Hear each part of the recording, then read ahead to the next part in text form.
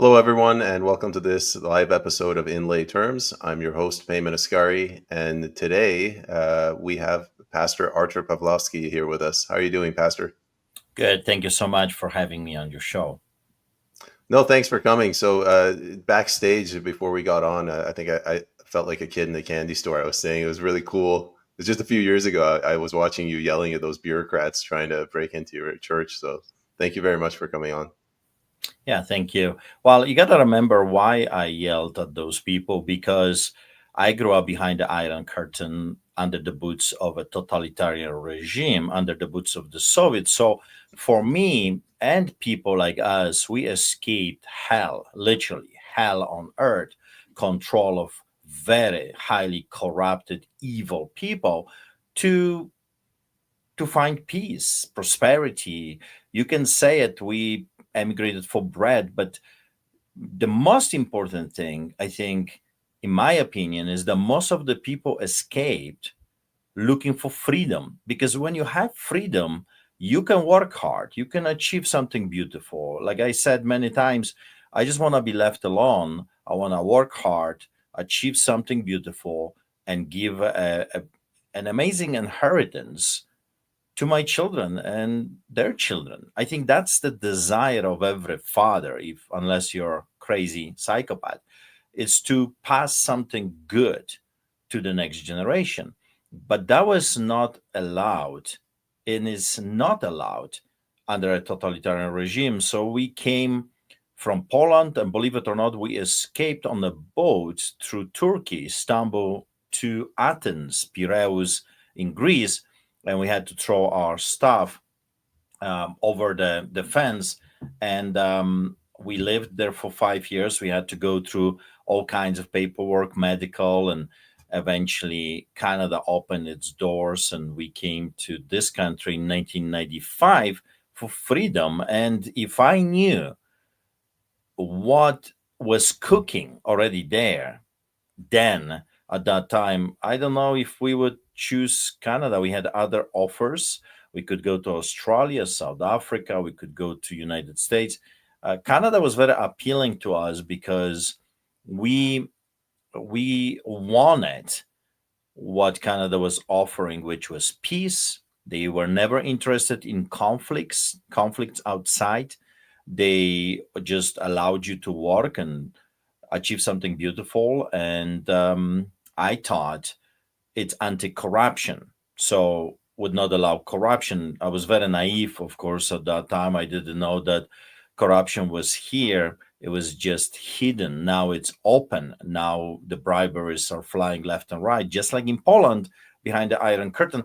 You got to remember the Polish people, Czechoslovakians, Germans, Hungarians, Ukrainians, all of us that grew up behind the Iron Curtain, the whole system is highly corrupted. So I remember bribing. You always had to bribe police officers, doctors, nurses, teachers. Even when I got my driver's license, which I passed without a problem, but you always had to give a bribery to the teachers, to those people. That was just normal. Everyone was bribing everyone. You couldn't just go to a store and buy. When I share this with Americans and Canadians, they give me those big eyes because they don't understand what I'm saying. Imagine you're going to your Safeway or Walmart or Costco, IKEA, whatever, and the only thing you see is tens of thousands of vinegars, bottles of vinegars, and nothing else.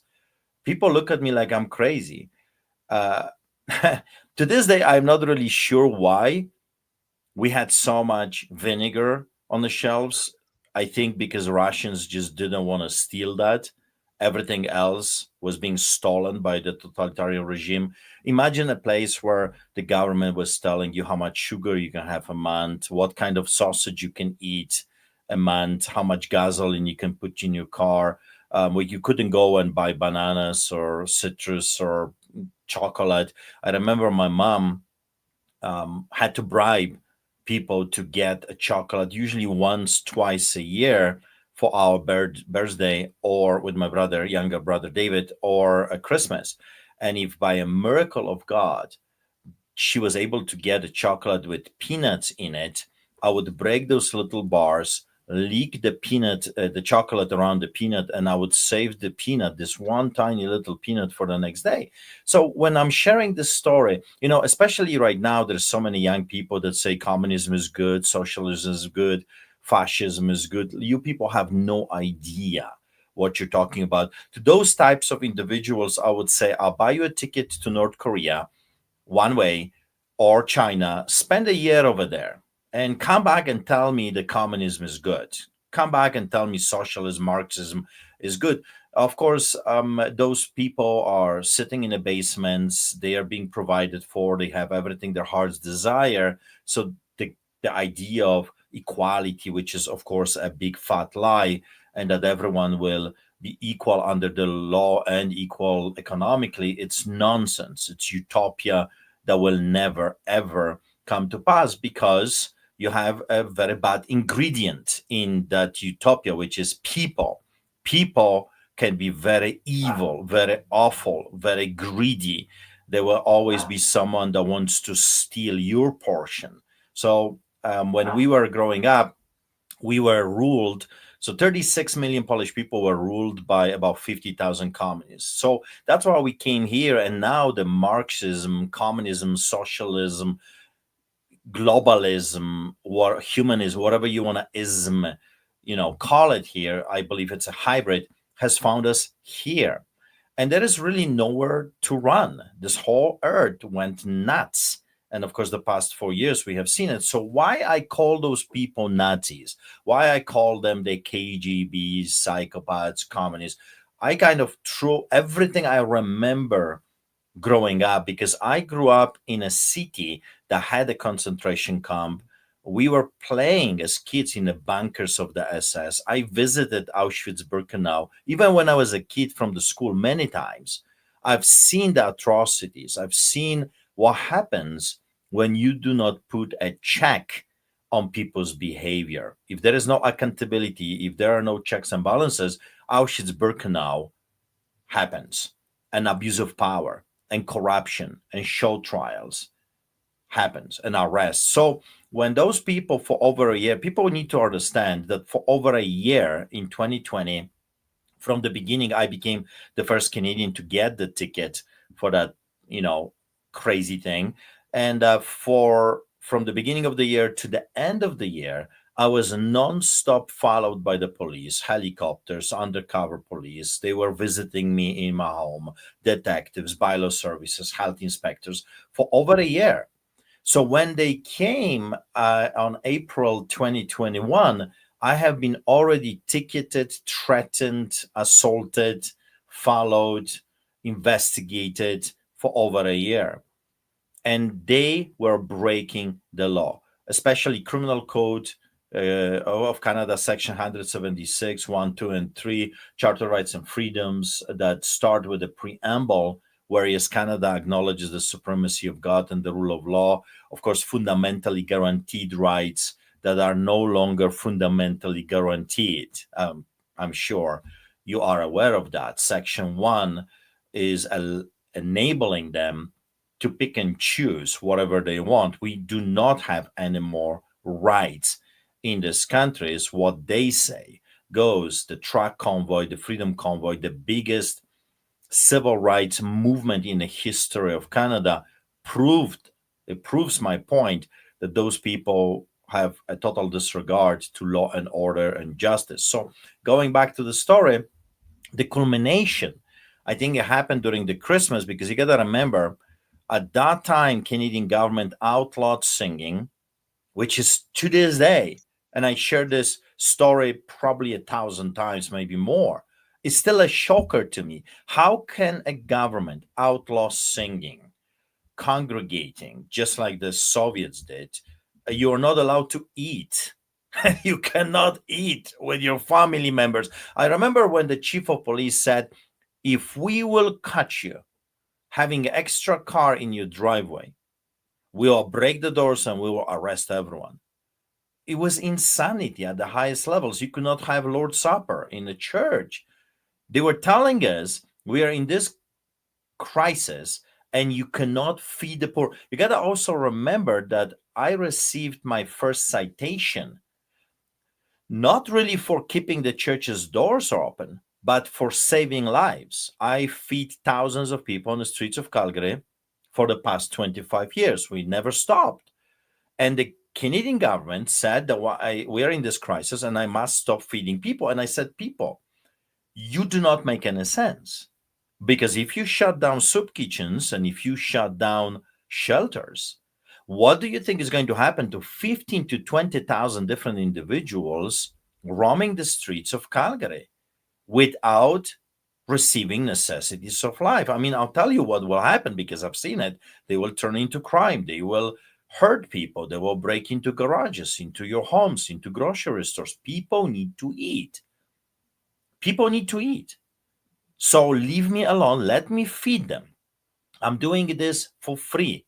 $0 from taxpayers. Zero. Government is not giving us anything except tickets, of course, which we get from time to time to this day. So I said, let me do what I'm good at. I have resources, I have volunteers. I want to keep feeding those people. And of course, the rest is history. I got the citation, it was all over the news. I became the first Canadian to get it.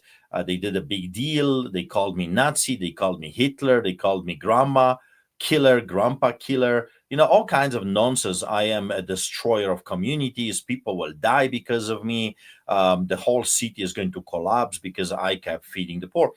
The culmination of this craziness happened during Christmas when the Canadian government outlawed Christmas. Remember that time? So federal government, provincial government, municipal government goes on television and they said, we are canceling Christmas. And as I watched that, I turned to my wife and said, those people are crazy, absolutely insane.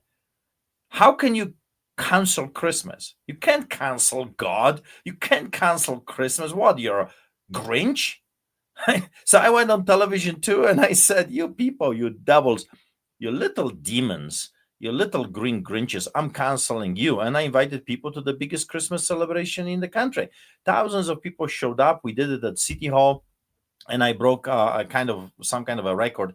We had over 120 police officers, 20 cops on bicycles, 52 or 54 police cruisers, anti-terrorists, SWAT team, chief of police showed up. And I was told at that time that I did the unthinkable because we were giving gifts to the homeless people and we had barbecues, cooking AAA steaks, and I hired carolers. So as they were caroling, singing Christmas songs, I end up with 15 COVID tickets worth millions of dollars. And it took me 2 years in a court system to fight it. So that's 2020. You got to understand why I call those people by, in my opinion, by their proper pronouns. It's all about feelings now. It's all about pronouns. So I call them by their proper pronouns, which is Nazis and Gestapo, because they broke the law by coming to our church illegally, uninvited, trespassing. And I had nothing to tell them. After a year of discussing, talking with those people, I had nothing else to give them except get out. Get out, you wicked, evil people. Get out, you demons. Get out, you Nazis, Gestapo, psychopaths. So I just kicked them out. And as you remember, in one hand, I was pointing my finger at them, get out. In another, I was holding my cell phone. I recorded the whole interaction. I posted it on the social networks, and telling you the truth, I didn't think twice about it. I've done it so many times. I had so many meetings with those people. I didn't even think. I did my sermon. The title was Pharaoh Let My People Go. And then after, a few hours later, when I put my cell phone on again, I was shocked. Suddenly, this video became the number one video on earth, the Get Out video, over 1 billion views. And I was invited to the biggest outlets, media outlets on earth. So the next month was a total insanity for me because I did 10 to 15 shows a day, TV, radio, you name it, talk shows. It was crazy. So the Canadian government, about a month later, came with a vengeance. As you remember, they found crooked judges, number of them, like David Gates or Adam Germain, John Rook the Crook, as I call him, Gordon Crinky, and other corrupted judges.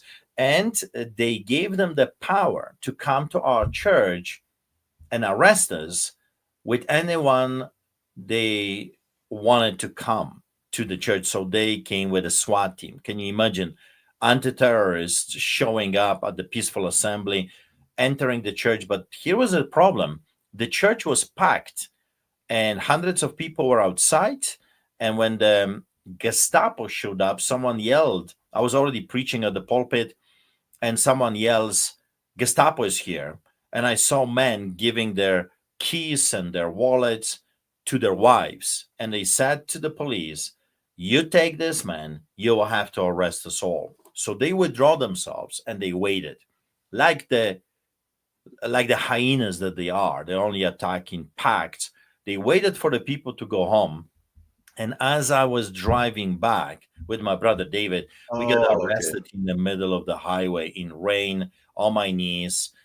We were tortured by the police. They transferred me to police station upside down, my feet up, my head on the ground. Extremely painful. I think this was the most painful moment in my life, what they did to me. And then 3 days, 2 nights on concrete, and we faced another crooked judge. Adam Germain is his name. Anyway, we were charged with insanity, which is inciting people to come to an illegal gathering, participating in illegal gathering, officiating an illegal gathering. Just like I remember growing up under the totalitarian regime in the Muslim countries, the same thing is the government that is telling you with whom you can congregate, how you can congregate, what is allowed, what is not. And the Canadian government has started to do the same thing. And I decided to go and do a little tour in America. It was during the biggest lockdowns. And I thought I'm going to spend a couple of weeks over there, but I spent 4 months sharing my story. Americans were very interested to hear what is happening in China now behind the Iron Curtain, because Canada is not free. We are in a semi dictatorship right now. We are under a police state, which you can be arrested for whatever they think your crime is. So anyway, fast forward, like I said to you before, it would take me a half a day to tell the story. I remember, many times people ask me, can you tell us about the arrest? Which one? I was arrested so many times, you gotta be more specific. Can you tell us about what happened in prison, like during which time? Because I have been in prison many times. Or what about the citations? Well, which one? I received over 350 citations. What about the trials? Like which one? I was already in front of over 120 courts, including criminal charges, terrorism charges, civil, the Constitutional Court of Appeals, you name it, QB or King, it's now the Queen's Bench, provincial. It's total insanity. So anyway, fast forward, I came back from United States, and as you remember, I stepped out of the plane, and I was immediately arrested by the Canadian authorities, and I was charged criminally.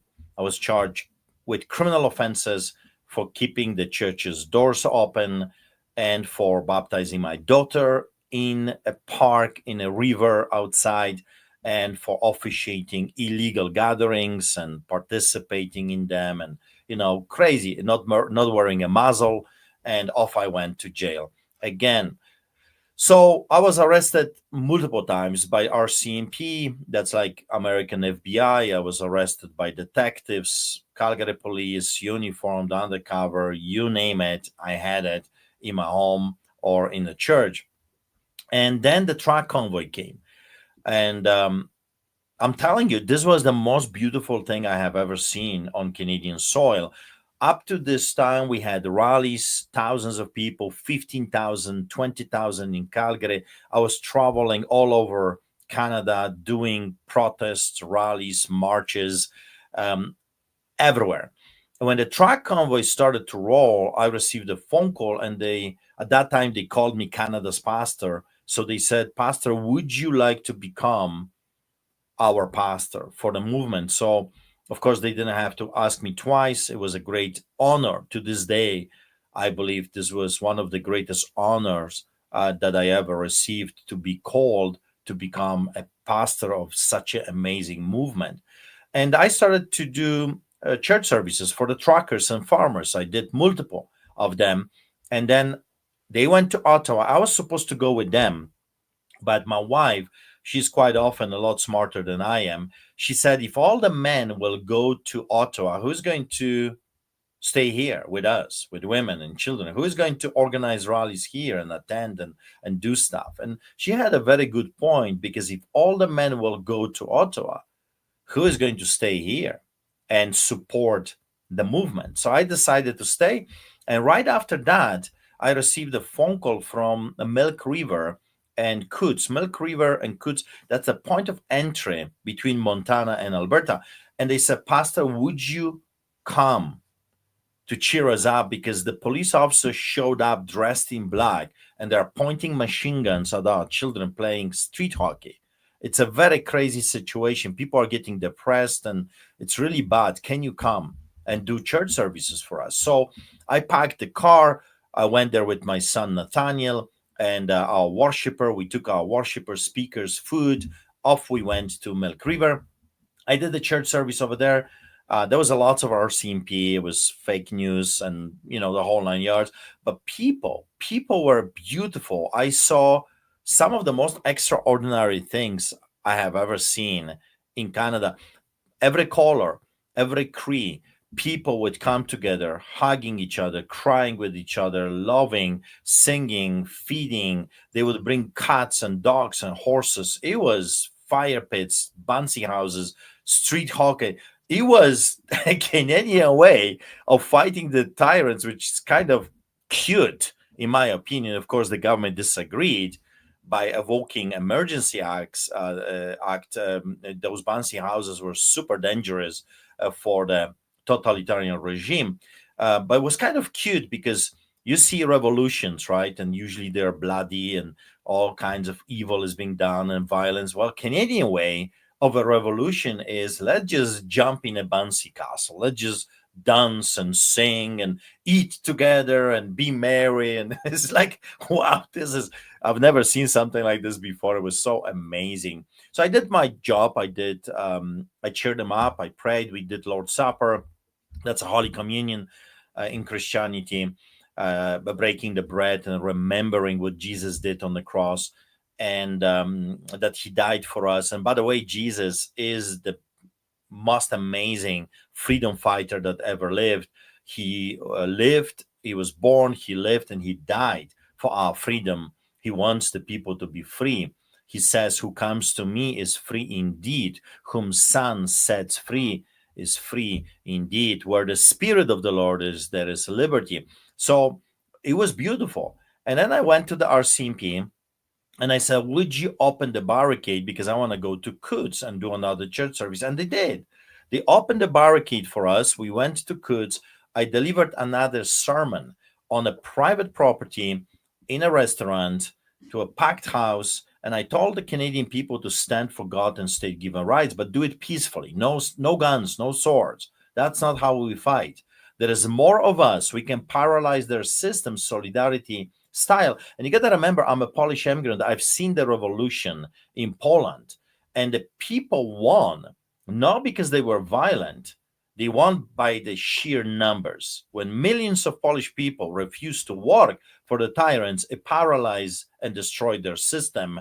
And they did it with God, and they did it peacefully on their knees. And I've seen that with my own eyes. So I said, listen, I've seen this. There's more of us than the police. We can paralyze them. We can win this. So apparently, I didn't know that at that time, that sermon has become the most dangerous sermon in the history of Canada. And a few days later, stepping out of my house, I was arrested by every force in the land. It was a truly takedown of El Chapo of Calgary, Al Capone of Canada. Um, it was at that time we learned that there was undercover that were monitoring me 24 hours, 7 days a week. um, they were detectives, undercover police officers, special SWAT team with cameras, anti-terrorists. They were uniformed Calgary police. They blocked the entire street. It was crazy. Off I went to police station, interrogated for hours, taken to prison, stripped naked, and then I realized that those people, they really, really want to remove me because I was placed in solitary confinement. And the next day, I was placed in metal cages. Metal cages are no bigger than you sitting. You're sitting like this. You cannot move. You cannot stretch. You're literally in a box, metal cage. And so I spent some time there, and I started to write. I started to write everything that I remember, and I said, if I am to spend, they told me I will be in solitary confinement for 2 years, Jesus. without court, without judgment, right? So I said, if I'm going to sit here for such a long time, let something good come out of it. And I decided to write a book. And of course, the book is now here, but I'll tell you the story how this came about. Because the moment I decided to write, they refused to give me paper. I received a pen, but they refused to give me a paper. So I was so popular in prison. All the inmates recognized me from the news. They said they said that they know who I am, they know what I'm standing for, and they're going to help me. So they started to give me a prison forms. Prison forms are different colors: green, I think, pink, yellow, white. And I was writing my story on those prison forms. And the first day I started to write, they confiscated my write ups. They just stole it illegally. So I said, oh my God, not only I'm going to be here, and at times I was 26 hours straight in isolation and led out to make a phone call and take a shower. I was told I am super dangerous and I cannot have any interactions with another human being because I'm so dangerous. And I said, they're going to destroy me here. They're going to finish me off. Of course, later on, we find out, and all of that is in the book, Lions Do Not Bow. So I'm telling you the whole story. I'm telling you about attempted briberies. I'm telling you about what happened in prison day by day. It's a journal, a diary every single day, what I observed, what happened to me in prison, the background story of Get Out, the background story of the arrests, why I was arrested, what happened during those different moments. And we made a big fuss about this. My wife and our church, my brother David, my son, they staged a longest ongoing protest in a history of the prison system in Canada. Every day I was on the inside, they were on the outside having church every single day, blasting speakers. My wife rented huge big speakers. They were doing rallies. Even the big rigs showed up. Huge semi trucks would come, and different other trucks, and it was incredible. Some of them were arrested for doing this as well. So I was fighting on the inside for my life. They were fighting on the outside for my life. And the pressure worked because they gave me back the write-ups. So I kept writing. I kept writing. The prisoners were giving me all those forms. I could write my story, whatever I remembered, and every day what was happening in prison. And believe it or not, 21 days in isolation, the inmates sent a petition to the director of Remand Center in Calgary. And they said, if you don't release this guy from isolation, you're going to have a riot. And the next day, I was able to spend half an hour to 1 hour with the inmates. I started church services, Bible studies. I led many of them to the Lord. I prayed for them.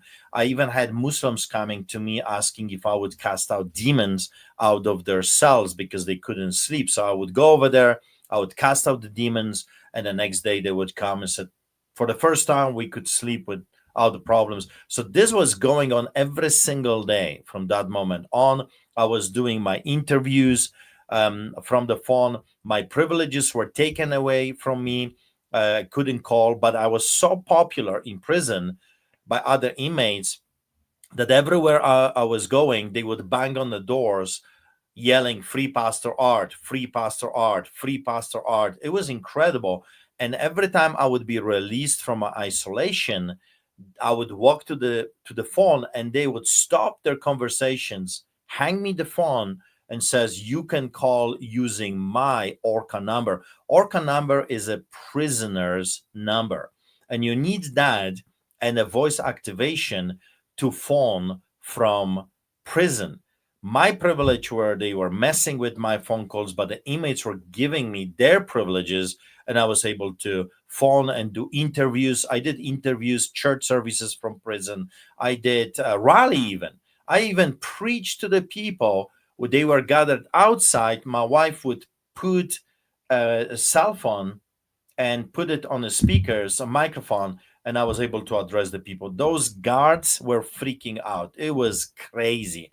And so eventually, believe it or not, I was kidnapped, literally kidnapped from Calgary without the knowledge of my lawyers, without the knowledge of my family, by sheriffs, shackled, the Penguin March, the whole 9 yards, taken to Edmonton. Edmonton is about 300 kilometers from Calgary, and I was placed in Maxpot. Maxpot is a place for the most dangerous prisoners in the country. And I was there by myself, hundreds of cells, just me. Freezing conditions, minus 28 outside. Oh, I'm shivering. I can't sleep. I can't function. The guards, when I told them I need the blankets, they laughed at me and they said, "At least you have fresh air." Insanity. So I called my wife. By this time, five inmates already testified to my lawyers that the guards were giving them incentives to murder me in prison. So the situation was very serious. Also, you have to remember that they lit my house on fire in the middle of the night, trying to burn us alive. They lit our church on fire. They burned down our children's bus. They broke into our church, stole our equipment, speakers, cameras. They also vandalized our church for months. They unscrewed tire in our pickup truck. I was physically attacked multiple times. Craziness. It was absolute craziness. The media were doing hit pieces on us, calling me, comparing me to Adolf Hitler, and just saying I'm a grandma killer, I'm murderer, because I refused to shut down the church. So this was going on. Now I'm in a max spot, and I realized I received the document. I have it. It's in my book. The document is in my book as well, and it says that I am viewed as extremely dangerous, and I am to be housed alone indefinitely in freezing conditions, and they refused to give me a blanket. So I was allowed to leave my cell. I was guarded by three guards, camera inside the cell, and no one else. So I was let out for 30 minutes to call and take a shower. I called my wife and I said my goodbyes. I said, "I don't think I'm coming home. I think they're going to murder me here. They're going to say I had a heart attack or something." And you got to remember that for this whole time, twice a day, I had nurses with guards coming to me and other inmates offering drugs, fentanyl, cocaine, and other things. Guards and the nurses were giving highly addictive narcotics to every inmate. And that's a normal, apparently, that five different narcotics are being given to the inmates. So I was offered this every single day, twice a day. So I called my wife and I said, unless some kind of a miracle happens, I don't think I'm coming home. So she activated everyone, news. She called a lawyer. Lawyer sent a letter to the judge. The judge learned about what is happening to me, that I have been considered the most dangerous inmate in the country, that they intend to murder me here. And the next day, it scared them because I was taken by a high-ranking officers in prison, and I was taken to another unit.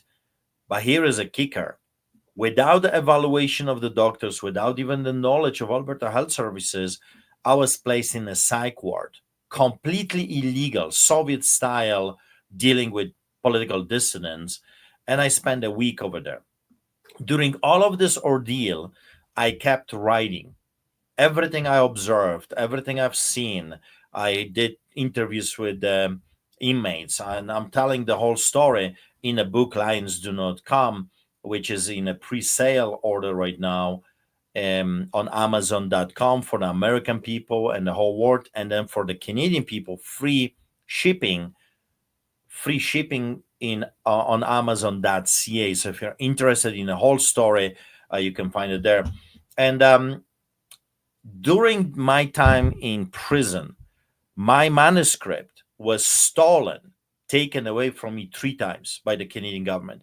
And only because my lawyers stepped in and there was a big fuss about it, they gave it back, and my lawyer smuggled it out of the prison. So this book is a book written with tears and a physical hardship. I was kept on concrete cells, no water, no washroom. I was I was kept in metal cages, and every time I had opportunity to write, I would just write the story, and it came on a pieces of paper from the prison um, as my manuscript, which was smuggled outside of prison by my lawyer, and then we sent it to the American publishers, and they published the book, which is going to be live November 11 for Remembrance Day.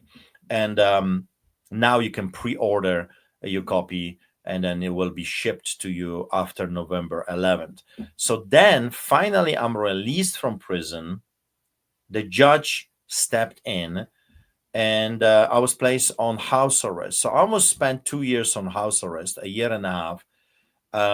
And I did interviews. I kept writing and finishing the story. During that time, Canadian government for 10 months attempted to bribe me. I was offered millions of dollars to shut my mouth. I was offered guaranteed seat at the legislature. I was offered a government job, and that was Can going I on for can I about. jump in?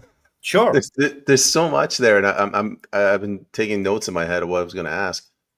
Like, was the judge aware that you were being tortured in prison? Yes. So this judge, it was a lady judge. She received a letter from our lawyers. So she knew what was going on, and she knew if she will not get me out on bail, because you got to remember the Crown prosecutor, Stephen Johnston. I'm telling the whole story in the book. I'm naming those judges, I'm naming the Crown prosecutors and the big players, politicians that took part in this mockery of justice. They She knew that if she will not get me out of bail, because Stephen Johnston, the main Crown prosecutor, that pathological liar and manipulator that lied to every judge throughout of this whole story, he made stuff up. He lied to every judge. She knew that if she's not going to get me out, because he said he wants me there for 2 years until the trial, I will not make it to the trial. So I was placed on house arrest thanks to this brave Alberta's judge that set me free out of the grip of Stephen Johnston. So she knew what was going on, and I filed a lawsuit. I hired lawyers, an entire law firm, and I'm suing those people. We are going after Attorney General of Canada. We're going after the Chief of Police, RCMP. We're going after Alberta Heart Services and the prison for what they have done to me, because it's a very well documented story. My arrests were filmed. The prison time is well documented. There are witnesses willing to testify of what they did to me. They saw me being kept in metal cages, and they are willing to testify. So it's a crazy story. It would not be crazy if this was behind the Iron Curtain when I was growing up. That was normal under the totalitarian Soviet regime. Maybe it's normal in North Korea. Maybe it's normal in Muslim under Sharia law countries. But in Canada, out of all the places in Canada, that's absolutely insane story. So we're suing them. And then when I was let out, the government knew that I was very popular. I have become very popular internationally. I was doing shows, so they attempted to bribe me. For about 10 months, including the premier of Alberta, Daniel Smith, attempted to bribe me multiple times. And then when finally they realized I'm not for sale, I told them, Artur Pawlowski is not for sale. I have been already bought by the precious blood of Jesus. They started to use, and I'm not sure if you're familiar with the term, it's called political fixers. Political fixers are people that work for government when the government wants to make a deal with you or scare you or blackmail you or bribe you. So political fixers kick in, and I started for about 3 months. I started to have conversations with political fixers. That's where Pierre Poilievre came in. That's where Stephen Harper came in. That's where Jason Kenney came in. So those players started to pressure me with the use of the political fixers that the judge Gordon Crinky is bought and paid for. I was told that he was ordered to put me in prison for 12 and a half years and that I will be assassinated in prison if I will not withdraw myself from the public life. In other words, they said, shut your mouth or you will die in prison. Well, I maybe because I am a Polish immigrant, maybe because I just believe that God has a bigger plan for me, that my life is not done yet. I just I just refuse to bow. So I faced the judge, Gordon Crinky, and he said I'm a criminal, and everyone that took part of the Freedom Convoy is a criminal as well because I encouraged them to keep fighting for the God and state given rights. I am a criminal, and I was, believe it or not, I was charged with terrorism. I was convicted of terrorism. So I'm the first Canadian in the history of Canada that has been charged with interfering with the crucial infrastructure under the Defense Act. And I have been found guilty for giving a sermon to a peaceful assembly on private property, telling them 3 times during my sermon, no guns, no swords. This is a peaceful, solidarity style way of fighting the tyrants, which is general strike, refusal to cooperate and work with the tyrants. So they twisted all of that, and they said that I wanted to murder police officers, that I was inciting criminal activity. I was charged criminally with inciting mischief, breach of release order, and I was sentenced. During my sentencing, the judge said I can send you to prison for 12 and a half years at least. And then a miracle happened. We don't know what really happened. The judge leaves us there, says I have to consult with others about this verdict, leaves the room, comes back, says you're free to go. Time served. We appealed the decision, and just this 2 weeks ago, the judgment came, and we've lost the appeal. So we have to file this now with Supreme Court of Canada. So I mean, this is the nutshell. I mean, there's so much more. There's so many more arrests and craziness that happened. That's why I've included a lot. It's as you can see, it's a quite big book. It's over 500 pages. And there was a lot more, but my publisher said, "Come on, you're not writing a Bible. You gotta chop a few things down." So we did. We had to, just for the sake of the volume. But it's over 500 pages, and the whole story. You got also pictures. This is the picture from the Get Out video. This is the rally here that they were doing. My brother David is here. The church, every single day they were fighting for my life. You've got this pathological liar, Stephen Johnston. That's this guy here that lied to different judges and manufactured stuff. You've got my arrest here outside my home. You've got different meetings with different people, different rallies. So this is my arrest with my brother David on the highway, and you've got the background story. For this, I was arrested and charged criminally for baptizing my daughter in a river. My tour in the States, all kinds of different things. Here is my Remember the Canadian government canceled Dominion Day, Canada Day. We did it our own. We had 5,000 people showing up, and then we've got the Coots. This is a picture from my sermon in Smuggler's Saloon in a restaurant that I delivered, and I spent prison time there. So all kinds of different things. For this Christmas here, this is a Christmas here, right here. For that day, I remember I told you they canceled Christmas. For that, I received 15 tickets. Here is when I was released from prison,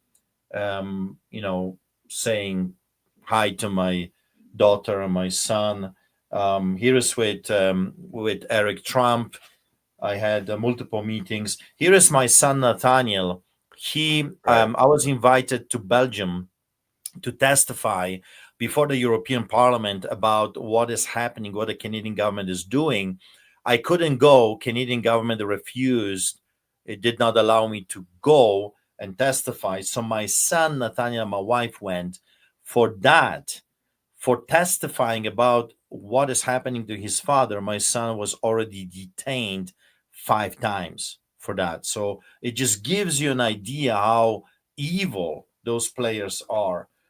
Here are the pieces of paper. Remember, I told you I was writing on the request forms in prison. So those are the request forms that were smuggled by my lawyer, and this is the document that outlines that I am super dangerous and I will be kept here indefinitely in freezing conditions. And so anyway, lots of things happened, and I'm still alive, thank God. And the book, I'm super happy about this because when I do the shows, we always run out of time. I mean, I'm already talking for almost an hour and I did not even touch the surface of what really happened. So the book is allowing the people to kind of go through the narration and understand how big of a problem we have in our beloved Canada right now, how corrupted the system, so called justice system, is, how corrupted are the doctors and the nurses, and we've lost our democracy, we've lost our rights, and we must rise up and start fighting for what's rightfully ours, or our children will be living in hell, just like I was growing up in hell with my wife. I don't want my children to live in hell. So I know you had some questions that you wanted to ask me. I think I touched a little bit on the burning of the churches. You got to remember, churches are under attack for simple reason, because people, when they're attacked by a totalitarian regime, it doesn't matter what is the name of the regime wants to be the final authority. Regime becomes God, and whatever they say, it must be obeyed, like God that says you must obey. So now churches are a trouble for those people because we serve the God, which is bigger than the man, bigger than prime minister, president, or whatever. And they are unleashing the hate against the churches because they simply want to eliminate competition, if you will. They need to eliminate people's faith, because as long as you have hope, and you got to remember the past 4 years, what the elites were doing, besides you own nothing and you will be happy, while they are flying private jets and they own everything. um, what they try to do, they try to terrorize us, and they blanketed the entire earth with fear. So when a man of God comes, when the church kicks in, what do we say? What do we give people? We give them hope, we give them the truth, and we say we've seen this before in history, so be of good cheer, we will win, this shall pass as well. So don't lose faith, don't lose hope. That's why the churches are under attack.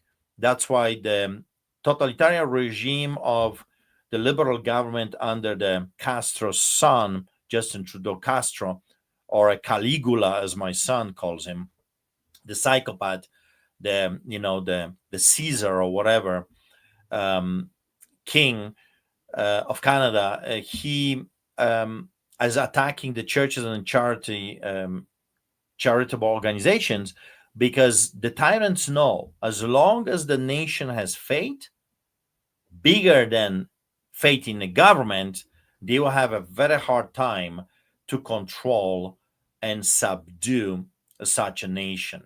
Um, so that's, I hope that will answer your question about why they want to burn down the churches, because they are simply using Antifa, which is they are operatives of the government. Don't kid yourself, they're the brown shirts or the black shirts of the totalitarian regime. They're using them to scare people, to subdue the faith leaders into accepting that there is someone bigger and more powerful than God, that the Pharaoh is the ruler above God. So whatever the Pharaoh says, you must obey.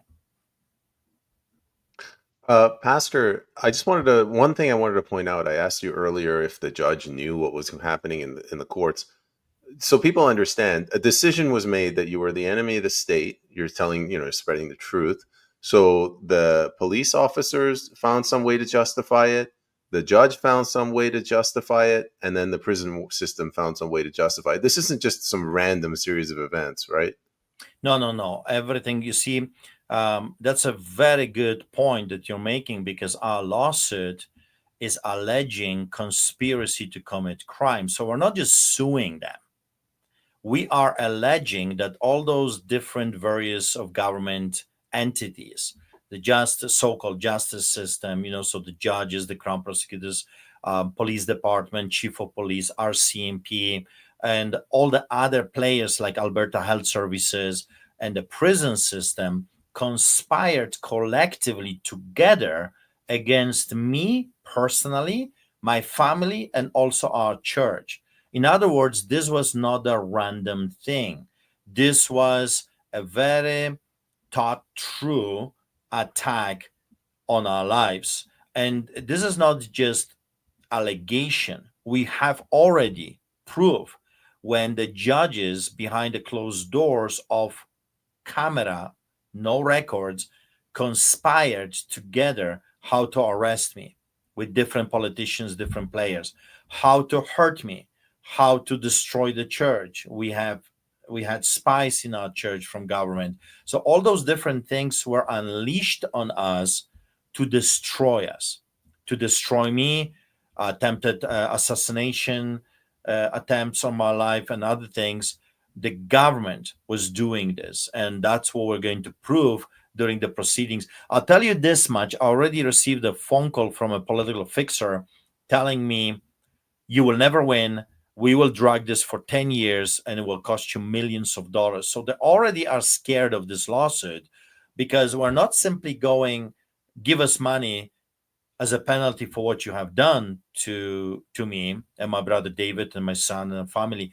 No, no, no, no. Civil litigation, a civil lawsuit, enables you, it gives you more power to look under the stone, if you will, and to find things that have been hidden through discovery. So what they're doing right now, and this is the funniest part of the story, that we are alleging conspiracy, that all those players came and conspired against us. You know what happened during the first court meeting? They all came together conspiring against me, proving our point that they're working together as one. They should be separated. They should work independently, but they are coming together, piling. We face the most powerful already. We face the most powerful lawyers and the most expensive lawyers in the country. The Attorney General of Canada hired the most expensive and vicious lawyers in the country, and they're doing everything in their power to prevent us from discovery, because discovery is giving us the ability to see things, get the emails, memos, phone calls, you name it. And you know what they're doing? They're pushing the case away as far. So now it has been pushed to, I think, January or February. So the game is stalling, pushing away, throwing roadblocks, making it expensive, difficult. But you know what? I said that to the political fixer. I'm going to say it again to everyone that is watching. We will never stop fighting for justice. I said to them, I will fight you until the day I die. So tell that to your bosses. And so we are in a fight. And of course, the retaliation came a few weeks ago. And we have to now go to the Supreme Court of Canada. But I have no intention of stopping. The book is telling, the whole story, Lions Do Not Bow. You can see it for yourself. You know why they have not filed a defamation lawsuit against me? And I have been alleging all kinds of crazy things, right? All kinds of things that happened to me because it's all true. They know we have the goods on them. They know that my story and the story of this absolute crazy attack on my life of on our families in the church is well documented. We have recordings, we have videos of what those people were saying, and thought that no one was listening. We got stuff, and I'm looking forward for all of this to be um, brought before the judge so it can become the public domain, because during those proceedings all of this will be available for the public to see, and that's what I'm after. I want the people to know who the players are, what they did and why they did it, who took what, which judge took bribery to deprive us free Canadians from our god and state given rights. Pastor, in wrapping up the show, do you want to maybe just hold up the book, tell people where they can buy it, and also where they can follow you? Yeah, so the book is available right now. I'm telling you, the Canadian government is doing everything in their power for you not to read this book. It's shadow banned. When I am mentioning the book on my channels, suddenly no one sees it. Suddenly it disappears. Suddenly it's not there. But you can, if you want to give the establishment a bloody nose, then you can go to Amazon if you're in America or anywhere else on earth because it's the cheapest shipping. You can go to amazon.com and you can get this book and it will be shipped to you 11th of November, just in a few days. If you're in Canada, then it's free shipping if you get this book on amazon.ca. And I would get more money if you did it differently, not through Amazon, but I'm not doing this for money. I actually said it publicly that I am donating every single dollar that we're going to raise from the sale of the book back to feeding the poor. So we're donating with my family this book to save lives. So I want you to get the best deal, and shipping is free. But we can together not only get the story, the whole story of what happened to us, but also give this Stephen Johnston a bloody nose, that corrupted crown prosecutor in a province of Alberta. We can collectively send a message to them that sooner or later the truth will come out, because you see, everything they were doing off camera. They were doing from outside of the public scrutiny. What I'm doing with the book, I'm letting you know everything what happened, the good, the bad, and the ugly. I'm not shying away from anything. I'm giving you the names of the judges, the politicians, the players, and take it or leave it. I'm not making myself better. There were moments that I wanted to quit. There were moments that my body was so hurting. I said to my wife, I don't know if I can endure this anymore. My back was so messed up that when a friend of mine saw my back, he says, I've never seen a more messed up back in my entire life, what they did to you. So I was hurting. There were times where I was walking back and forth and I wanted to yell and scream. I want to go home. However, this whole thing became a little bit bigger than just one person, one family, one church. This is a fight for every Canadian that values freedom. This is more important. I remember my wife, I said, I don't think I can endure this anymore, especially concrete treatment is really, really hurting me. and I can't sleep because of the lights, bright lights. It's really messing me. And she said, "But remember, this is no longer about you. This is so much bigger than Artur Pawlowski. There's so many people that are relying on you and cheering you up to stand tall and not to quit, not to give up." So I am very grateful to God that He gave me the strength. I'm very grateful to my church that stood with me, to my family, my wife, my brother David, my children that stood and fought. Americans, tens of thousands of Americans made the phone calls to put the pressure on the Canadian politicians to a point that they called a switchboard in the city of Calgary, Artur Pawlowski switchboard, because there was tens of thousands of people that were phoning from around the world demanding my release from prison. All of that happened, so I'm very grateful I did not quit, that I went all the way. I'm very grateful that I did not bow before the temptation of being wealthy.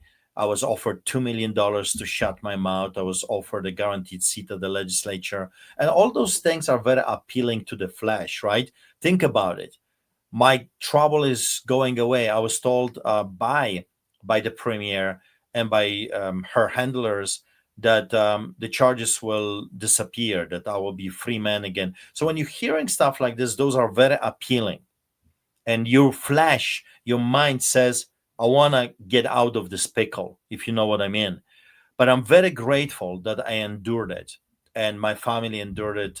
And thanks to them, I guess, in a weird way, um, in a weird way, this book is thanks to Stephen Johnston. That in a way, because he demanded me to be in solitary confinement, because he said to the judges, "I am extremely dangerous. I've never been arrested for any violent crime.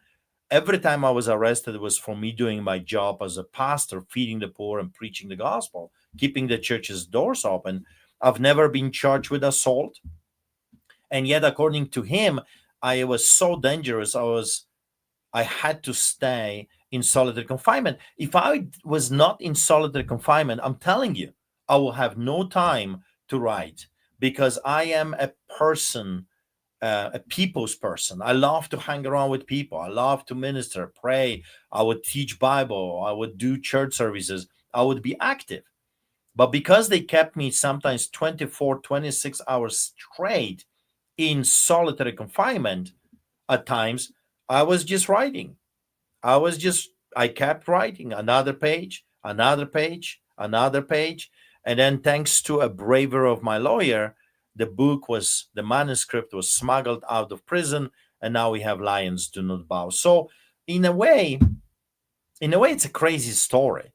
But in a way, it's the book is thanks to them. Maybe I should send a free copy to Stephen Johnson and a big thank you, because he is responsible for allowing me to write the book. You know how, in a crazy way, they've made me. They've made the story. They allowed me to tell the world. Like, to this day, I'm telling you, I don't understand why. No one knows why they kept me in metal cages. It doesn't make any sense. It doesn't make any sense. They could just keep me in a regular unit with other inmates, keep me there like everybody else. There will be no drama. There will be no story. Kidnapping me and taking me to Maxpot and then psych ward. What they were thinking, that I'm not going to tell about this, that I'm going to be so scared that I will keep my mouth shut. Don't they know that I am wired differently? You do this to me, I'll be yelling and screaming everywhere. But I guess they were not thinking. So Lions Do Not Bow is out, and you can read for yourself what happened. You can buy a copy. It's 30 American dollars. You can get it for, your family. Christmas is coming. You can get a copy and give it to the crown prosecutor. Give a copy to a cop. Give a copy to a judge. Give a copy to your worst enemy. Maybe they will become your best friends. There's nothing like a good story in a book. I was already told that they want to make a movie about this this situation, this craziness. So we'll see. Uh, One day at a time, right? Today I'm with you. As I told you before, after this show, I'm going to eat something and I'm going to go back to the computer and write my next sermon for the weekend. And that's what I do. My wife is right now organizing the food for the poor. We feed thousands of people every single week. We never stopped being pastors. We never stopped doing what God called us to do. And we have no intention of stopping.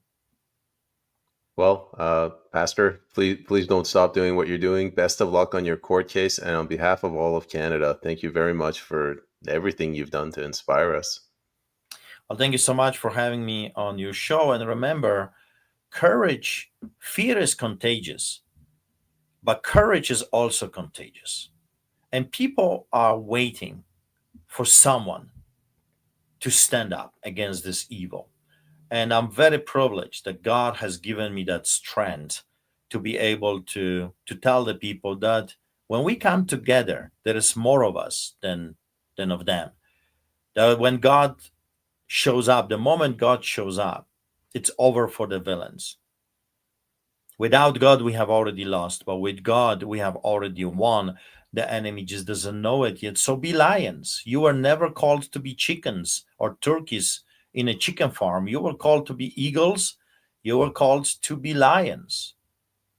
Who those hyenas think they are that should steal what's rightfully ours and our children's? They will only be able to steal this from you, my friends, if you will let them. So don't let them. Come and join. Let's build the biggest movement. Just like you got to remember, I just got back from USA. USA just got their victory with Donald J. Trump, and I think he's going to start fighting this great evil in the land that was unleashed on the American people. Well, we in Canada, we need this type of a movement as well. We need champions. We need heroes. We need people that are willing to pay the price so we can live in peace. There were others. We're going to celebrate. My book is coming alive on November 11th. That's Remembrance Day. Do not forget. Remember that the freedom that we enjoy has been bought by the blood of others that were willing to sacrifice themselves so we and our children can live in a free and democratic society. Now it's our turn. It's our turn to push this evil away. And if we would only come together, we would be unmovable, unstoppable, unshakable. We will have our beloved Canada again. For the sake of the children, people, rise up, stand up. And if you are terrified, if you don't want to do it, help me keep fighting. Like my brother David says, we are in the trenches and we are willing to keep shooting. We are willing to keep fighting, but you need to supply the bullets. Without the support of the people, without the church, without the people that like the story and say, hey, I want to be part of this, without your donations, without you buying the book at least, we cannot fight. One man cannot do it. One family cannot do it. We're not billionaires like Donald Trump. You know, we live in 900 square feet house. We're not living in a mansions. And lawyers are millions of dollars. This is insanity. It's a loafer. That's how they destroy you because they have unlimited resources and they unleash this loafer against you. And you cannot fight because you don't have the resources to hire lawyers. Keep paying the lawyers. So help me to fight for you. Because if I go down, if people like me will go down, my friends, you're next. They will never stop. We are a shield between them and you, and we are willing to fight. I was born to fight. I have this fighting spirit in me since I was a kid, so I have no problem fighting, but we need support. We need others to join the fight. And if you are not brave enough or not willing to pay the price, at least help us to pay the bills. Streetchurch.ca, streetchurch.ca, or go to amazon.com, amazon.ca, Lions Do Not Bow, and at least that way. I think I'm getting $5 from every book. It's not much because the Amazon takes half, and the publishers and print shop, and so we're not getting much, but volume. If there is 100,000 people that would buy it, well, that gives us a check to pay the bills for the lawyers, which are hundreds of thousands of dollars. I already spent 100 grand on a lawsuit.